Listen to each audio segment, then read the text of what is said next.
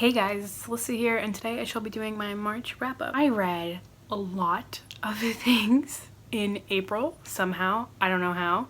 I read a total of 14 books. I participated in 2 readathons, and I am just so shocked. I don't know how I read so much, but I did so well. I'm not gonna repeat myself. I'm not really gonna talk in depth about a lot of the books I read for Fantasy-a-thon. If you want to watch that vlog, you can. I read a fair amount of these books during then, and I don't feel like going all the way into them, so if you want to know more thoughts, maybe go and watch that vlog. Now for some statistics of the month, I obviously read a total of 14 books. I read 6 5-star books, 4 4-star books, 3 3-star books, and 3 2-star books. So it was a very varied month. I still read a lot of really great things, but I definitely read a fair amount of not so great things. And I also read 2 books off of my physical TBR. So because I participated in 2 readathons and all that stuff, I sometimes like to do it by rating, but this month we're just gonna do it in the order that I read them, because otherwise I'm gonna lose my mind. The first book that I read this month that I read before Fantasy-a-thon was A Hero for Wondla by Tony Ditterlizzi. I think that's how you say it, Ditterlizzi, something like that. I gave this book 5 out of 5 stars. This is the second book in the, I don't know if it's the Search for Wondla series or the Wondla series, I'm not quite sure, but oh my god, I cannot wait to get to the 3rd book. I'm probably gonna get to it sometime in May, but this is turning into one of my favorite sci-fi series of all time. I am absolutely addicted. They are the most fast-paced books I've ever read, but like so interesting, and the world is so cool and it's so different and unlike anything I've read, and I really dig it and I really love it. If you're looking for a really good, solid middle grade series that is super fast to read and has really stunning artwork in it, I highly recommend this series. The next book that I read was The Field Guy by, again, Holly Black and Tony Ditterlizzi. I really enjoyed this, gave it 4 out of 5 stars. I think it's a solid start to the series. If you're unaware, this is the first book in the Spiderwick Chronicles series. I believe there are 5 books total, and it's really cool. It's really cool artwork again. I don't know what that man does, but he just has a knack for really neat artwork. And I enjoyed it. Really have no complaints. I thought it was a really solid start to a series and to world building, and it was a really fun, quick fantasy read. The next book that I read is Princess Between Worlds by E.D. Baker. This is the 5th book in the Tales of the Wedding Princess series. I enjoyed this. I gave it 3 out of 5 stars. I thought it was good. Here's the thing, I liked the plot, but like it's a really weird, where this series went is kind of odd for a middle grade series. I'm actually DNFing it because the main character gets married, which, okay, but then they continue on in the series and it's just really weird, and her husband are like traveling, but it's like really G-rated. It's really weird. Doesn't really fit into a middle grade series. It just feels like weird. Don't like it. So I'm not going to be continuing in the series, but I did like what I read so far into the series. The next book that I read was Mighty Jack by Ben Hatke, and oh my god, I absolutely love this. I give it a 5 out of 5 stars. I did not know the reason that like it really didn't qualify for Fantasy-a-thon after all was because I didn't know it was based in the same world as the Space Girl, and obviously by the title, Zia the Space Girl, it is a sci-fi series. So, Mighty Jack I don't think is fantasy, but was a Jack and the Beanstalk retelling, so I thought it was fantasy. I really loved it. I loved having a slightly older middle grade main character, like protagonist. That was kind of cool, and I'm really interested to see how the sequel goes, and I think there's actually a crossover book with him and Zeta the Space Girl that I'm really excited for. The next book that I read was Binti, and I never looked at the author's name. I'm not gonna botch it. Sorry, I got lazy, but no. I did not enjoy this. I gave it 2 out of 5 stars. To make a long story short, I feel like it would have been better if it had been longer. And the writing didn't grab me, didn't intrigue me, and didn't make me care about the story. The next book is another book I did not enjoy, and that is Cucumber Quest by, oh my gosh, what's the author's name? Gigi something. I did not like this. I don't really get the hype around it. I do like that the main character is like a boy, doesn't want to be the hero in the story, and his sister's like, I want to be the hero in the story, I want to, you know, have swords and fight people.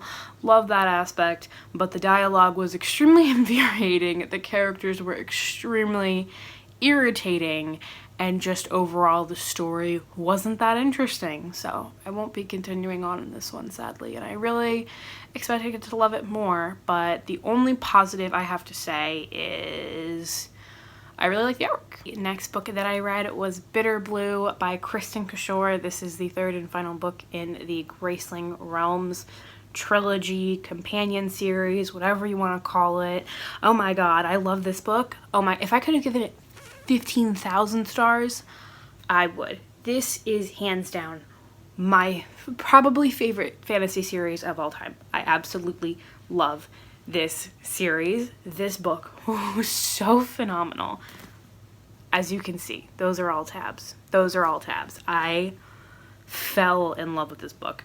Kristen Kishore has wonderful plot lines, wonderful characters, wonderful world building, the way that she connected everything from the 2 previous books into this book, because if you didn't know, each book, there are 3 books and each book follows a different main character, and in this one she wraps it up so well and in a way that I absolutely loved, and I absolutely love that. And I love that while these books feature romance, they're very realistic, and they're not always, I got the person that I'm in love with and that's the end of the story. It's not always that, and it's okay that it's not always that, because sometimes the person has bigger and better things to do with their life, and I really loved that. And I loved how I could like the romance or the relationship, but I was also okay with it being like on the back burner because the people had so much that they had to do. I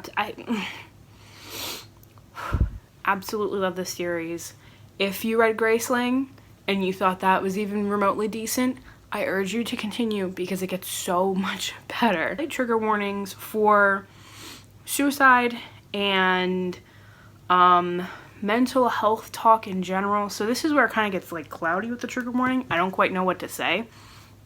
But because it's like a fantasy world, they don't just openly talk about mental health.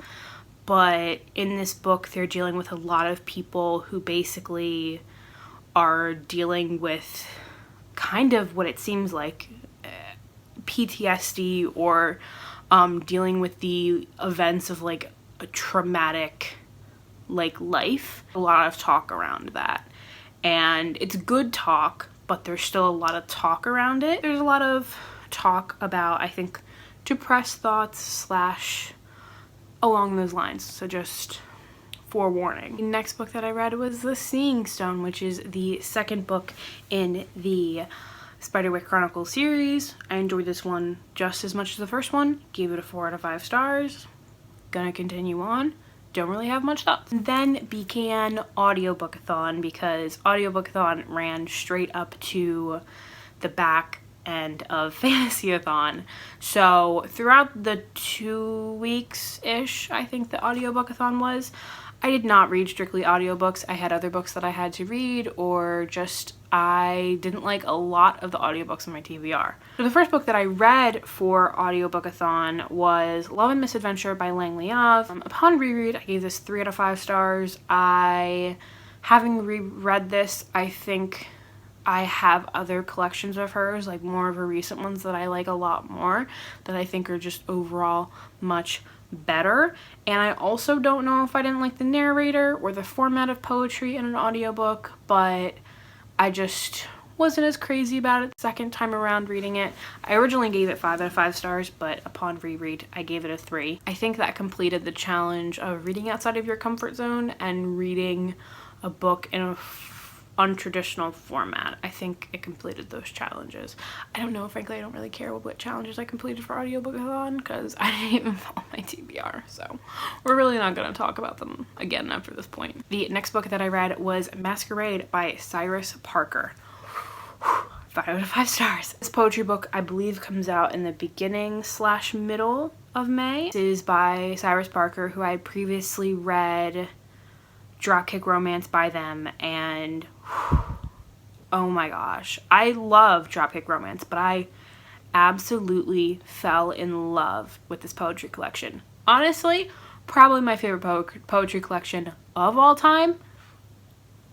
Just gonna say it right now. Absolutely loved the themes that they touched on. I thought it was so well-rounded, and I thought it explored so many feelings. And you know, a lot of times when you read modern poetry, you have to like connect with what the author is saying, and I just connected with them so much and connected with their words, and I was just so invested in it. And I felt so many things, even though it wasn't necessarily a thing that I had gone through. I felt myself feeling it and really was just consumed by this poetry collection. I can't wait to read more from them in the future. Next book that I read that qualified for Audiobook-a-thon was Funny You Don't Look Autistic by Michael McCreary.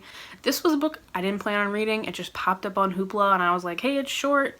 Sounds interesting. It's basically this comedian, Michael McCreary, who is on the autism spectrum, and it's about kind of him and how he's come to function in life and deal with things and how he processes things. And it was so good. So good. If you know not much about autism at all, I highly recommend this. I think it's, while he flat out said, like, if you don't know anything about autism, don't come to me because I'm not the, you know, I'm not going to tell you everything in the world. But he obviously talked about it a lot because he is on the spectrum.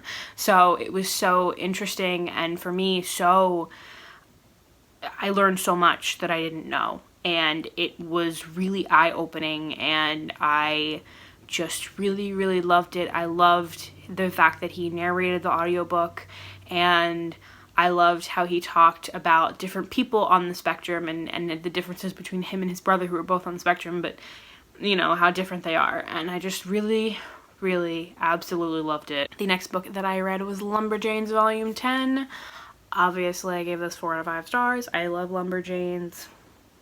Nothing new there. The next book that counted for Audiobook-a-thon was honestly not even a book I was planning on reading, but it popped up. I had it on hold and it came in, and that is Good Morning, Good Night, Little Pep Talks for Me and You by Lin-Manuel Miranda and also Jomny Sun, who illustrated it. I obviously listened to it on audio, so I didn't see any illustrations, but 5 out of 5 stars. I was so happy when it came in because I was having a really bad day, and I was like, you know what? I really need this right now. I really need some pep talks. And some of them made me so emotional and made me so encouraged. And honestly, I would buy this in the future and read it on a regular basis. I really loved it. I loved the idea behind it. I loved how positive it was. If you're looking for a quick little pick-me-up because you're feeling really down and you just need some positive affirmations, I highly recommend this book. The next book I really did not enjoy. That is By Night Volume 1. I got this from Hoopla, just saw it, the cover looked cool. It sounded like an interesting concept, and it just fell super flat.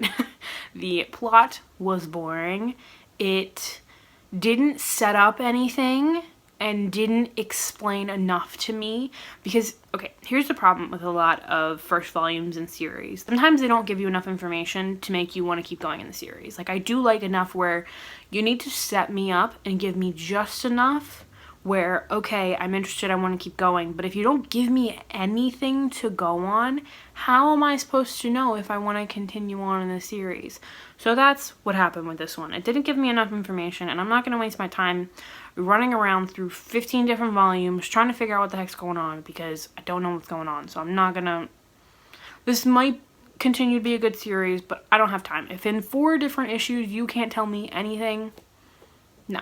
Also, I felt like there was so much that they put in the first 4 issues that didn't need to be in there, that they could have put more world building / plot in, and I just didn't dig it. Last 2 books that I finished were Black Badge issue 1 and 2. These were really good. I gave them a 4 out of 5 stars. I think they're a really solid start to like a graphic novel series, comic series, whatever you want to call it. Really interesting concept. It's basically about these teens who are kind of used as like spies, and they go around like kind of blowing stuff up and like low-key killing people and like doing spy missions. It's really interesting. It's like intense without being like weird and brutal and like almost like horror. Like, it's not that. Hopefully it doesn't turn into that, but it's just really interesting. I'm interested to see where it goes. The last 2 books that I wanted to talk about were not books that I finished, but books that I read a lot in, and I'm going to talk about them. So the next 2 are both audiobooks. The first one is Winter by Marissa Meyer, which I had said like, oh, if I do nothing else during audiobook-a-thon, I want to do this. I did get to like 50% into it, and then frankly, if we're being completely honest, my anxiety became completely unmanageable. I have been suffering greatly. I have been anxious a lot, and I just realized that I didn't want to read it because it was kind of making me like anxious, all of this like storyline tying up that I had so much emotional investment in. So I'm not like DNFing it by any means. I'm just probably gonna finish it sometime in May. I just need a little bit of a break. This book actually ties into me talking about my April TBR jar pick. So if you were not here for that, I ended up, I have, if you're new, I have a TBR jar full of the classics that I own. So I picked Don Quixote for April. Yeah, you're thinking, oh, isn't that a big book? Yeah, 949 pages, very big. And it didn't really fit into anything I was doing this month. I could have read more of it during audiobook-a-thon, but I wasn't in the mood then.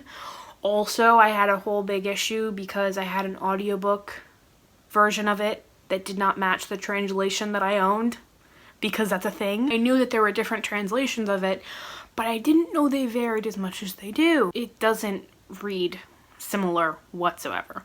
So I have like the Penguin Classics edition, which is a different translator than the edition that was translated into the audiobook that I wanted to listen to. So I had to find the Kindle book, because lately what I've been doing is reading along with an audiobook. So I had to find the Kindle book of the same translation. Long story short, I did read some of it. I have read almost up to 200 pages, somewhere between like 160 and 200. I find it extremely riveting. I don't know how. I was shocked. Someone forgot to tell me that this book is extremely interesting. But I did not expect it to be this interesting. I was like, okay, I'll get 5 pages in and then I'm gonna DNF it. No siree, I did not DNF it. I am actually reading it and thoroughly enjoying it. So we will see what ends up happening. I am enjoying it so far. I am hoping that I can get it read in the beginning half of May, because I have a borrow-a-thon at the end of May. So hopefully that gets done. After that super long wrap up, we're gonna real quick do my TBR jar. Hopefully we don't get anything that's big. Hopefully we get Anne of Green Gables. Hopefully we get one of the Anne of Green Gables books. Maybe we'll be lucky and we'll get one of those. Can I open this or no? Okay. What does that say? The Secret Garden! Oh my god, I've been wanting to read that so bad. Yeah, I'll definitely get to that. Hopefully. Hopefully I'll get to that in May. I've been wanting to get to that lately, and I've never seen the movie or anything like that. I don't really know anything about the story. So yeah, I'm excited that I picked this. It's a children's classic, so it'll be much easier than reading Don Quixote. That is all I have for my April wrap-up. Let me know down below if you read any of these books. If you have any opinions, I'd love to know them. And that's all I got for today. I hope you guys enjoyed this video, and I hope I shall see you in the next one. Bye!